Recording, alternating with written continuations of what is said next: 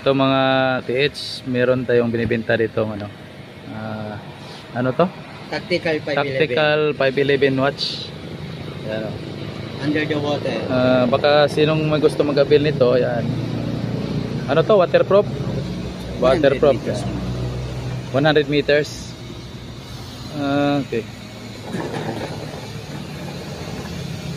Wait lang. Ilaw. Ano to? Solar. Automatic solar. Di solar. Solar. Automatic solar. Kasi yung solar, Halimbawa, matagal siyang matagal siyang hindi nabibilad sa araw. Hindi na kailangan nabibilad yan, kaya automatic solar yan. Kung makadetect lang siya ng liwanag. Automatic na yan siya, kaya pag tinawag na automatic solar, kahit sa ilalim ng dagat, pwede po. Pwede. Pwede po, 100 meters. Yan. Marami dito mga kasi. Lahat ng kulay, blue.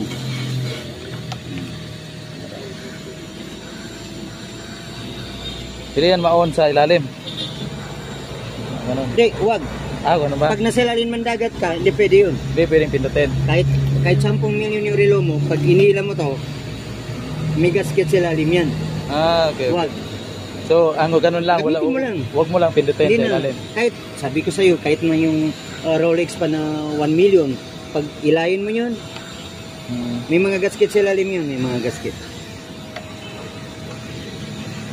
May mga gasket.